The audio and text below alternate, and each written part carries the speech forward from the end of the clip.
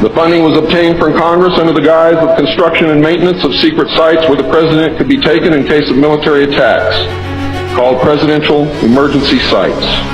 The sites are literally holes in the ground deep enough to withstand a nuclear blast and are outfitted with state-of-the-art communications equipment. To date, there are more than 75 sites spread around the country that I can account for, which were built using money from this fund. The Atomic Energy Commission has built at least an additional 22 underground sites, again, that I can account for. The location and everything to do with these sites were and are considered and treated as top secret. The money was and is in control of the military office of the White House and was and is laundered through a circuitous web that even the most knowledgeable spy or accountant cannot follow. As of 1980, only a few at the beginning and end of this web knew what the money was for. At the beginning were Representative George Mahan of Texas, the chairman of the House Appropriations Committee and of its Defense Subcommittee, and Representative Robert Sykes of Florida, chairman of the House Appropriations Military Construction Subcommittee. Today, it was rumored that House Speaker Jim Wright controlled the money in Congress and that a power struggle was underway to remove him. We all know what happened there, but I could not substantiate by any source the fact that he was in charge of the money. It is a rumor. At the end of the line were the President, MJ-12, the Director of the Military Office, and a Commander at the Washington Navy Shipyard. The money was authorized by the Appropriations Committee, who allocated it to the Department of Defense as a top-secret item in the Army construction program. The Army, however, ladies and gentlemen, could not spend it, and, in fact, did not even know what it was for. Authorization to spend the money was in reality given to the Navy. You'll find out why the Navy has control of all this a little bit later. It will become clear to you. The money was channeled to the Chesapeake Division of the Navy Engineers, who did not know what it was for either. Not even the commanding officer, who was an admiral, knew what the fund was to be used for. Only one man, a Navy commander, who was assigned to the Chesapeake Division, but in reality was responsible only to the military office of the White House, knew of the actual purpose, amount, and ultimate destination of the top secret fund. The total secrecy surrounding the fund that meant that almost every trace of it could be made to disappear by the very few people who controlled it. There has never been, and most probably never will, be an audit of this secret money. Large amounts of this money were transferred from the top secret fund to a location at Palm Beach, Florida that belongs to the Coast Guard called Peanut Island. The island is adjacent to property which was owned by Joseph Kennedy. The money was said to have been used for landscaping and general beautification. The money did not begin to be transferred to Peanut Island until shortly after Kennedy's assassination.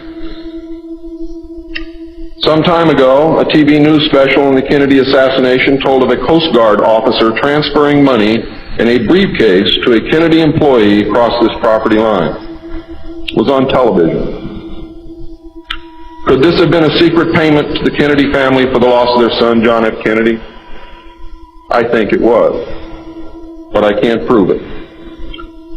The payments continued through the year 1967 and then stopped. The total amount transferred is unknown and the actual use of the money is unknown. Meanwhile, back at the ranch, Nelson Rockefeller changed positions again.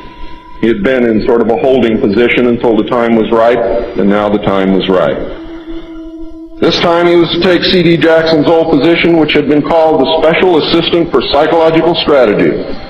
With Nelson's appointment, the name was changed to the Special Assistant for Cold War Strategy. This position would evolve over the years into the same position Henry Kissinger was ultimately to hold under President Nixon. Officially, he was to give advice and assistance in the development of increased understanding and cooperation among all peoples. Sounds very nice and innocent, doesn't it? The official description, of course, was a smokescreen. For secretly, he was the presidential coordinator for the intelligence community.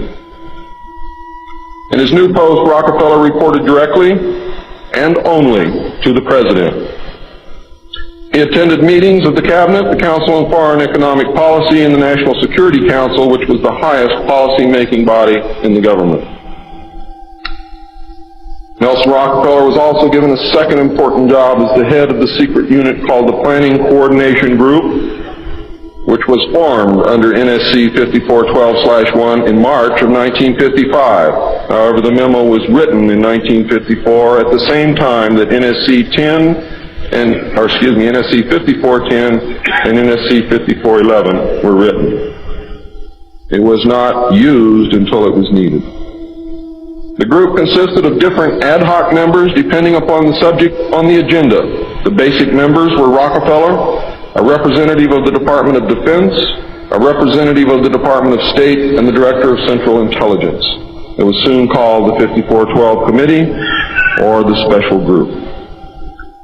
NSC 5412/1 established the rule, for the first time, established the rule that covert operations were subject to approval by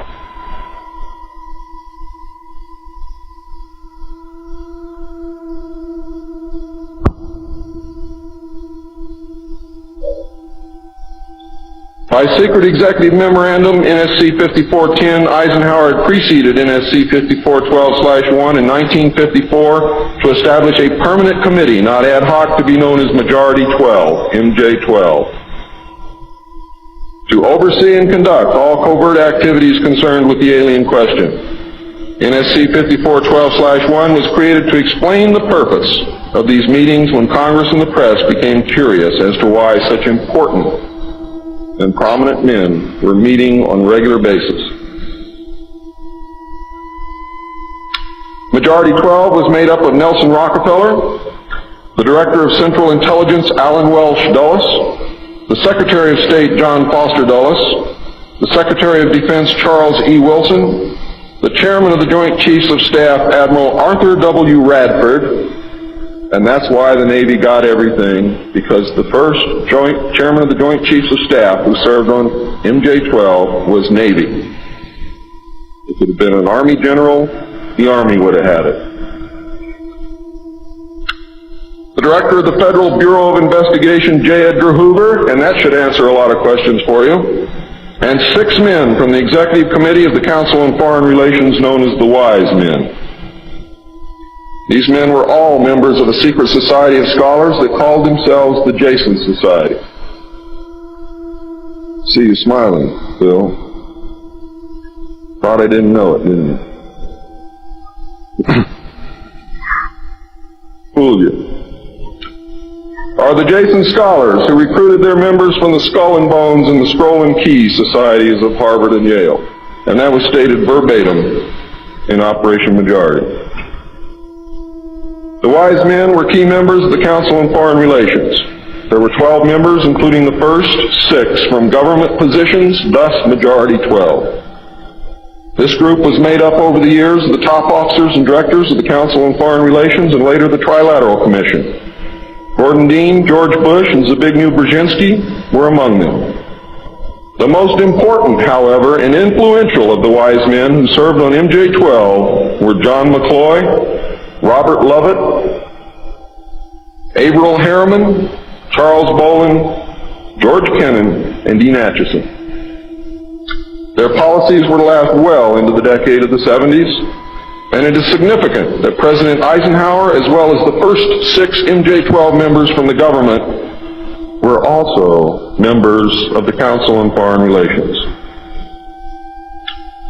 Thorough researchers will soon discover that not all of the Wise Men attended Harvard or Yale, and not all of them were chosen for Skull and Bones or Scroll and Key membership during their college years.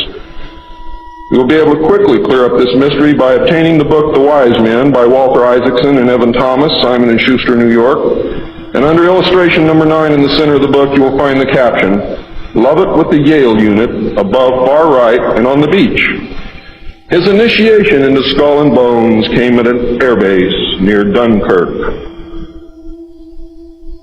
I have found that members were chosen on an ongoing basis by invitation based upon merit, post-college, and was not confined to only Harvard or Yale attendees.